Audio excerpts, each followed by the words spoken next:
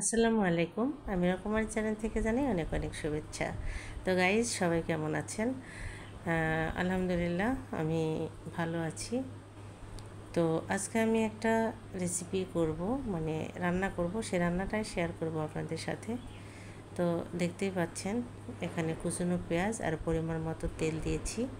দিয়ে এটা আমি হালকা গোল্ডেন কালার করে আমি ভেজে নেব। আর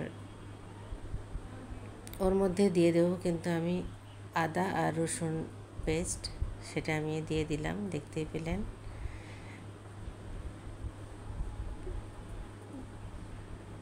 কিন্তু হালকা করে ভেজে নেব, গোল্ডেন কালার করব না বেশি। এখন দিয়ে দিলাম 1 চামচের মতো, দেখতেই পাচ্ছেন, কালো জিরা, সেটা দিয়ে দিলাম।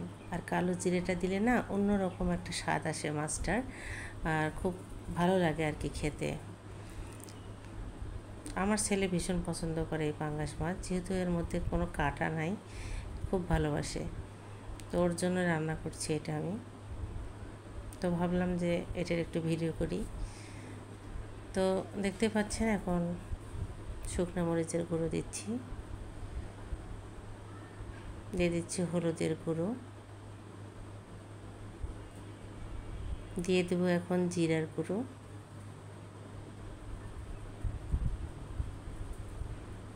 দিয়ে এটা এখন ভালো করে কষিয়ে নেব একটু।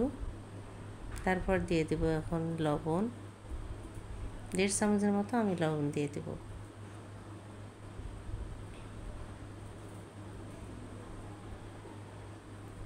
দিয়ে ভালো করে কষিয়ে নেব। তারপরে দিলাম টমেটো কুচি, দেখতেই পাচ্ছেন। এর মধ্যে কিন্তু টমেটো পেস্ট করে দেওয়া যায়, ওটা আরও বেশি ভালো লাগে। তো আমার বেশি সময় নেই, সেজন্যই আমি টমেটো কুচিটাই ব্যবহার করলাম।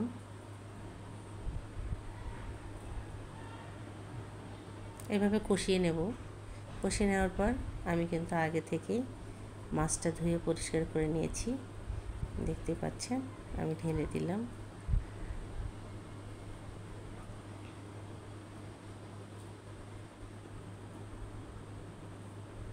অনেকে আছেন যে পাঙ্গাস মাছ পছন্দ করেন না, কিন্তু আমি এইভাবে রান্না করে দিলে বাচ্চারা আমার পছন্দ করে, ভীষণ ভালোবাসে, সেই জন্য আমি রান্না করি। কারণ সবেই খেতে হয়, বড়োয়ালি করে লাভ তো নাই, সব মাছেই খেতে হয় আমাদের। আমি সব মাছেই খাই, সমস্যা নাই। কিন্তু এই মাছ আমি খাই না, এই মাছে আমার অ্যালার্জি, মানে খেলেই আমার অবস্থা শেষ। সেজন্য বাচ্চাদের জন্যই আমি এটা রান্না করি। তো এখন আমি দেখতেই পাচ্ছেন পরিমাণ মতো পানি দিয়ে দিচ্ছি। এটা ঝোল, মাখো মাখো ঝোল হবে। আর মাছটা সিদ্ধ হওয়ার জন্য আমি পানি দিয়ে দিলাম পরিমাণ মতো, দিয়ে এখন আমি ওর মধ্যে ঢাকনা দিয়ে দেব, দিয়ে 10 মিনিট অপেক্ষা করব। তো 10 মিনিট হয়ে গেছে, আমি ফিরে আসলাম। দেখতেই পাচ্ছেন এর লুকটা কেমন হয়েছে, ভীষণ ভালো হয়েছে।